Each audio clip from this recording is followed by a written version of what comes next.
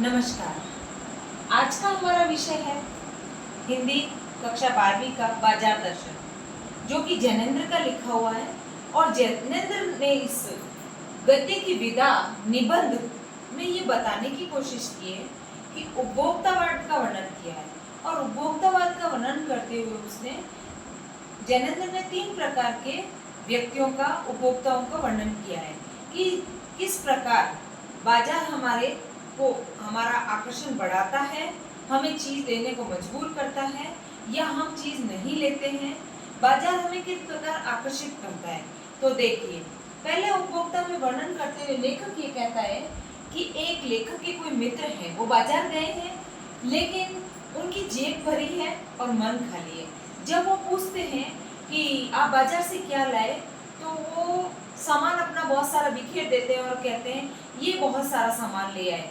लेकिन जब घर आते हैं और उन्हें पता चलता है कि हम बहुत सी बेकार की चीजें ले आए, हम फैंसी चीजों ने, बाजार के आकर्षण ने उनका जो है बिना फालतू का पैसा खर्च कर दिया। तब लेखक ये कहता है कि उनकी जेब तो भरी थी लेकिन मन खाली था। यानी क्या हुआ, सामान तो आया घर में लेकिन सामान जरूरत के हिसाब से नहीं, पैसों के हिसाब से आया। यानी हमने क्या किया, इसमें बाजार का आकर्षण हमने खुद ने बढ़ाया और उस जाल में फंस गए, फैंसी चीजों से प्रभावित हो गए। लेखक ये बताना चाह रहा है। दूसरी बात लेखक क्या कहता है कि मन तो खाली है, जेब भरी है। लेखक के दूसरे मित्र हैं जिनसे लेखक पूछता है क्या लेकर आए, तो वो बोलता है हाथ दिखा दिए, खाली हाथ आया हूँ। इट मींस क्या, लेखक को वो ये बताना चाहता है मैं बाजार से कुछ नहीं लाया। लेकिन इसमें भी बाजार ने गति नहीं की, न कर्म हुआ न गति हुई। क्यों? क्योंकि वह समझ ही नहीं पाया। यानी अभी भी उसका मन कैसा है, खाली है। चीज तो उसको चाहिए लेकिन एक चीज को लेने पर दूसरी चीज को उसे छोड़ना पड़ेगा। यानी वो अभी भी अपना सही उद्देश्य उसको पता नहीं है। सभी चीजें निमंत्रण दे दिए, यानी एक को छोड़ूं और दूसरी को लूं, दूसरी को लूं तो पहली को छोड़ूं, यह संभव नहीं हो रहा। और तीसरी बात में तीसरे उपभोक्ता का वर्णन करते हुए जैनेन्द्र ये बताते हैं कि मन भरा हो, अब जेब खाली हो भरी हो, इससे कोई प्रभाव नहीं पड़ता।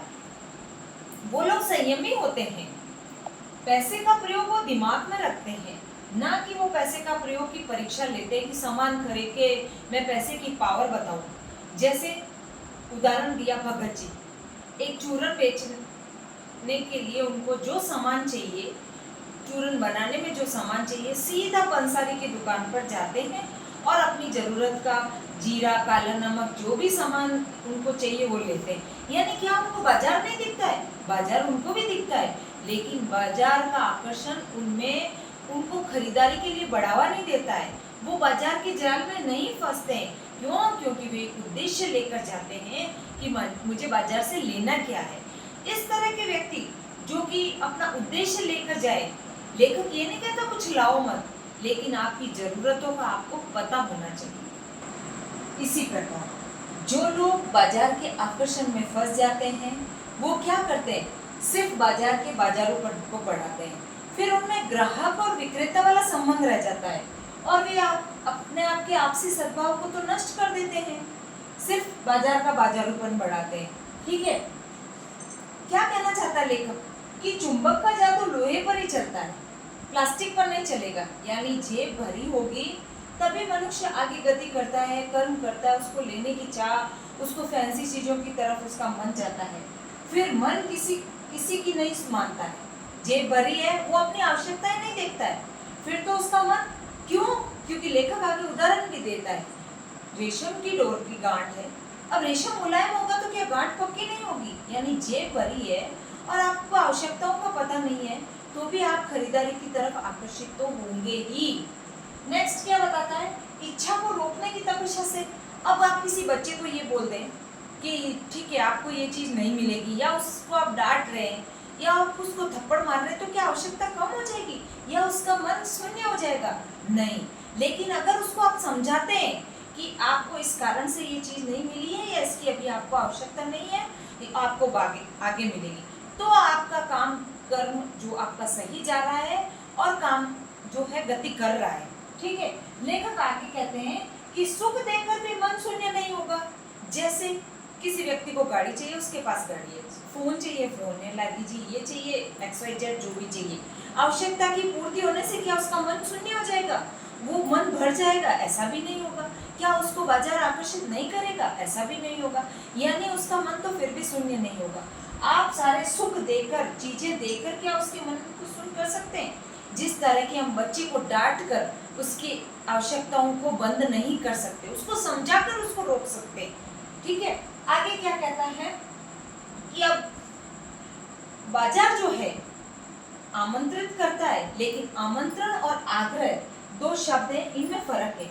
आमंत्रण, आपको किसी ने एक बार आमंत्रित किया, आपको जाना है, इट मींस चाहे वो कोई भी हो, ठीक है। आमंत्रण एक तरीका है, लेकिन आग्रह एक रिक्वेस्ट जैसा शब्द है। एक बार किसी कोई आपसे मिला, आपने उसको बोला आइए, ठीक है। दूसरी बार फिर मिला, आपने उससे फिर वही एक रिक्वेस्ट जैसे कि आपको आना, तीसरी बार भी वही।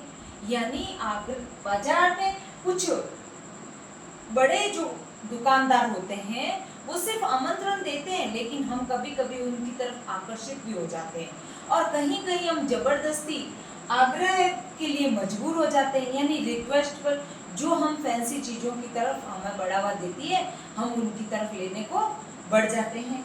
लेखक आगे कहता है कि अपनी आवश्यकताओं को पहचान लिया अगर किसी व्यक्ति ने, तो वो बाजार की क्या बढ़ा देता है? सार्थकता को पहचानता है, और वही अच्छा एक विक्रेता बनकर ग्राहक का और विक्रेता का सही माध्यम बनता है, जिससे बाजार जो है, बाजार को सार्थकता मिलती है।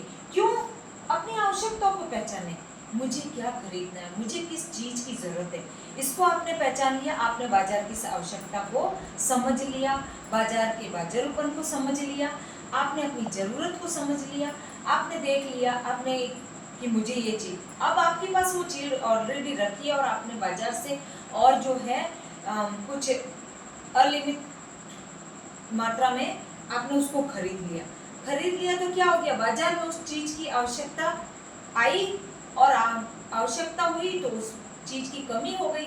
अब उस चीज को आपके घर में रखी है, उसकी आवश्यकता नहीं थी, लेकिन बाजार में तो उसकी आपने कमी कर दी, तो क्या होगा? भाव बढ़ेंगे। तो आपने क्या किया? बाजार में उसका और भाव बढ़ा दिए, कीमतें बढ़ा दी, तो आपने बाजार को सार्थकता नहीं दी। जैनेंद्र कहते हैं कि अनावश्यक जो पूर्ति होती है ना, वो बाजार को सफल कभी नहीं करती। अनावश्यक चीजों की पूर्ति आप कर रहे हैं, वो बाजार को सार्थकता कभी नहीं कर सकती। लेकिन आवश्यकता के अनुसार अगर आपकी पूर्ति हुई है, तो वो बाजार आपकी तरफ कृतार्थ भी रहेगा, और वो बाजार सफल भी होगा। यानी अगर बाजार में आपने अनावश्यक पूर्ति करी, तो फिर क्या होगा? विक्रेता और ग्राहक के बीच में कोई संबंध नहीं रहेगा, फिर तो ठगने की फिराक का संबंध रहेगा, एक दूसरे को ठगने की कोशिश रहेगी, फिराक रहेगी।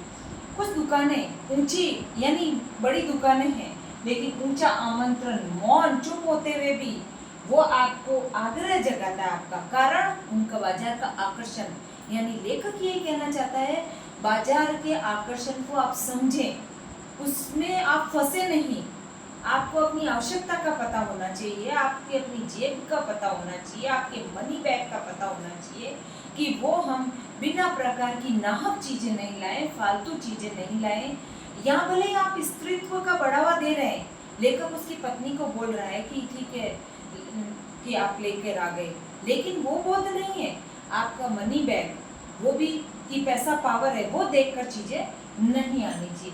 जिस प्रकार की लेखक कहता है, भगत जी बाजार की चकाचौंध भगत जी को आकर्षित नहीं करती है, जो चीज चाहिए उनको वो उसी की तरफ बैठ जाते हैं, यानी उनको अपनी आवश्यकता की पता है। इसी प्रकार इस चैप्टर में ये बताया गया है कि व्यक्ति को अपनी आवश्यकता का पता होना चाहिए, ताकि उपभोक्तावादी जो संस्कृति है, उपभोक्तावाद है, उसका सही तरह से उपयोग हो सके, और ग्राहक और विक्रेता का एक संबंध बाजार में सार्थकता ला सके। और इस चैप्टर को विस्तृत से पढ़ने के लिए मेरा आगे का वीडियो देखें।